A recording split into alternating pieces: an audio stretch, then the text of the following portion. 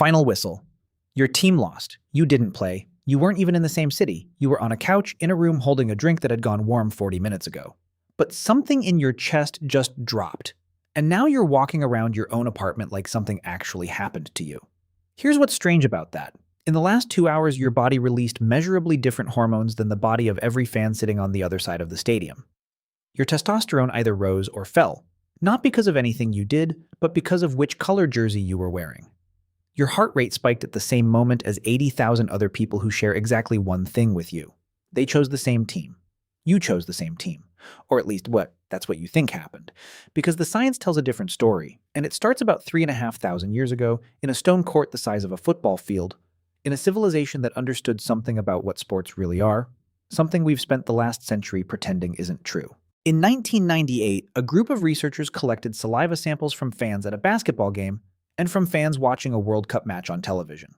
They measured testosterone levels before and after. The results were clean enough to publish. Fans of the winning team, testosterone up 20%. Fans of the losing team, testosterone down 20%. Not the athletes, the fans. People who did nothing except watch. This is a hormone your body releases when it has won a competition, or is preparing for one.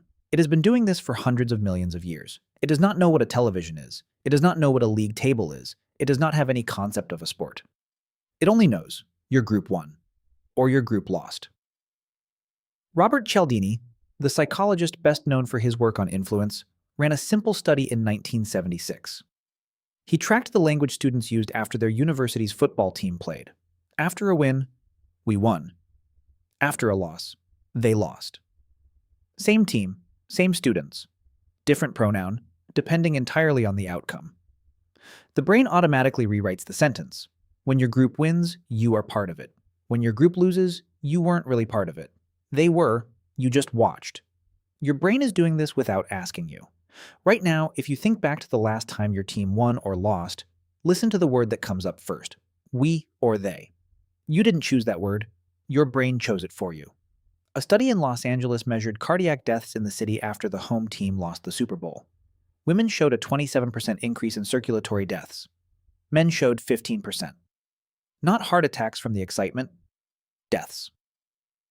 In the days following a football game, when a team loses unexpectedly, when fans believed they would win and they didn't, domestic violence reports rise by 10% within an hour of the final whistle. Not when a team was expected to lose. Only when the expectation was betrayed. Your body is not reacting to a game. It has never been reacting to a game. It is reacting to something much older. Something that for most of human history was not a game at all. The court is made of stone. It is the size of a modern football field, lined on both sides by sloped walls, painted bright red and blue. The ball is solid rubber, dense enough to break a bone if it hits you wrong. Players are not allowed to use their hands. They move the ball with their hips. Tens of thousands of people are watching from the surrounding structure. The noise is enormous. This is the oldest team sport in recorded human history. Archaeological evidence dates ball courts to around 1600 BCE in the Olmec heartlands along the Gulf Coast of Mexico, more than 3,500 years before the First World Cup. The game spread across every major Mesoamerican civilization. Nearly 1,300 ball courts have been found so far. Archaeologists estimate that every city of any significance had at least one. For some games, it was recreational. Children played smaller versions. Communities used it at festivals and market days. A form of shared entertainment that gave people a collective identity. A shared outcome to care about. For other games, the high-stakes ones, the ones between cities, the ones tied to the agricultural cycle, and the movements of celestial bodies, the stakes were different. Here is the part that takes a moment to absorb. In some of the most significant games, it was the winning captain who was sacrificed, not the loser, the winner. Scholars have debated this for decades. The iconography at Chichen Itza shows decapitation, but the figure being decapitated may be the victor, not the defeated.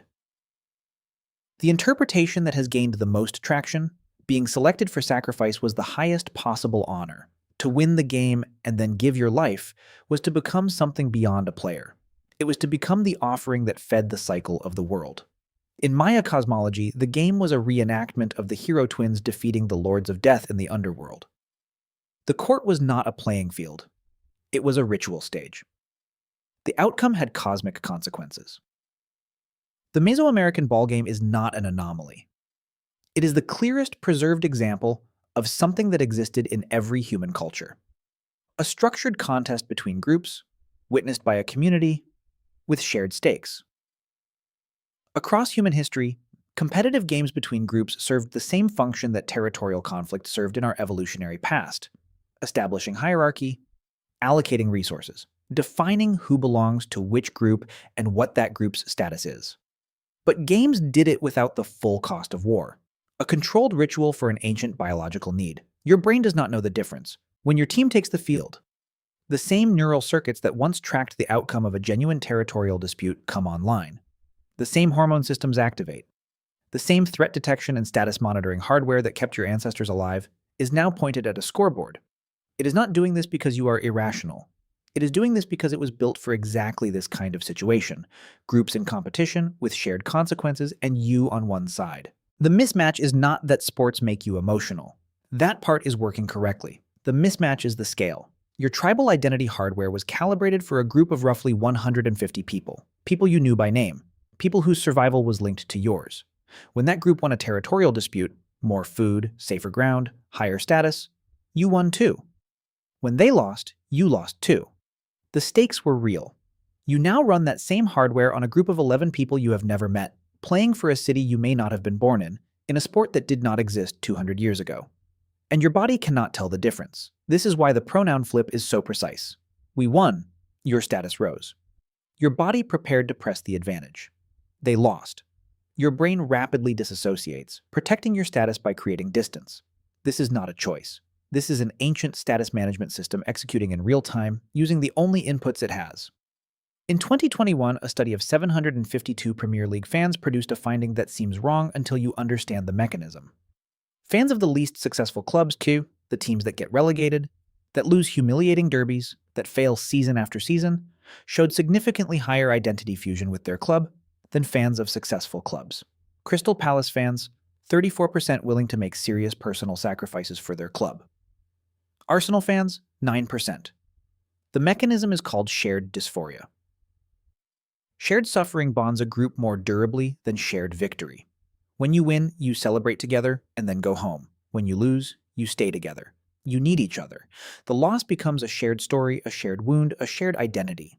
The team that keeps losing is the team whose fans never leave. This seems to contradict everything about the pronoun flip. If your brain says they lost to protect itself from failure, why would losing make you more loyal, not less? Because the two processes are operating at different levels. The pronoun flip is individual. It is your brain protecting your personal status in the moment. They lost is a reflex. It happens in seconds. It is about you. Shared dysphoria is collective. It operates over weeks, months, years. It is about the group. After a victory, a group disperses. Resources secured, threat neutralized. Everyone goes home. There is no urgency to stay together. After a defeat, the group faces a shared threat. It needs to hold. And the people who stay, the ones who don't leave when things go wrong, are the ones your brain registers as genuinely trustworthy. Your nervous system has been solving this problem for a very long time. It knows that anyone can be loyal when winning is easy. What it is always trying to identify is something harder to find: who stays when it isn't. Every military in history has run its soldiers through deliberate hardship before battle. Every religion with serious initiates puts them through a trial.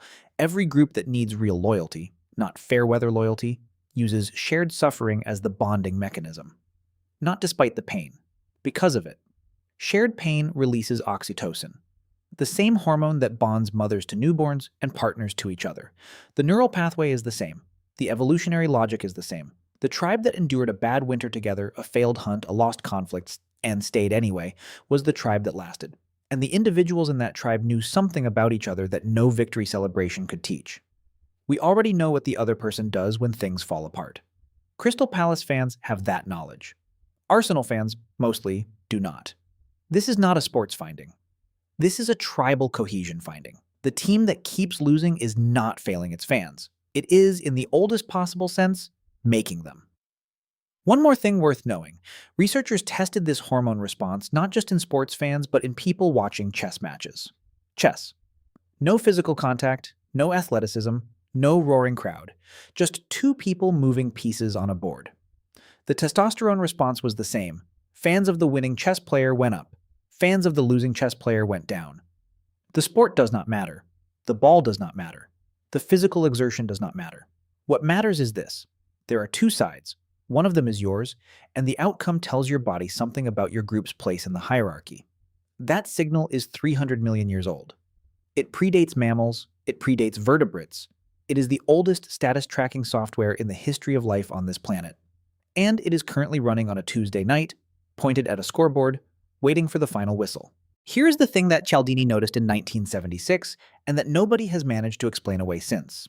You say we won without thinking about it. Your brain inserts the pronoun before you have consciously processed the outcome. The word arrives before the thought does. That automatic we, that is not fandom. That is tribal identification executing at the speed of reflex. For most of human history, your group's outcome was your outcome. There was no separation between the two. The pronoun is a fossil of that time, a piece of ancient software leaving a trace in modern language. The Mesoamerican ball game lasted for 3,500 years. It was played by children and by captives, by athletes and by kings, in village squares and in stone courts the size of stadiums. The Spanish banned it when they arrived. They recognized something in it, something that organized loyalty, created identity, gave people something to live and die for in a controlled ritual space. They banned it because they understood what it was. Your body still knows what it is. Every time you check the score, every time you wear the jersey, every time a stranger becomes instantly familiar because they support the same team.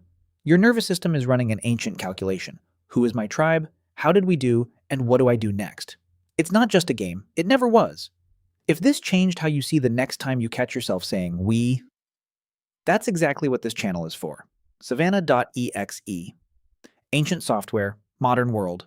One question at a time.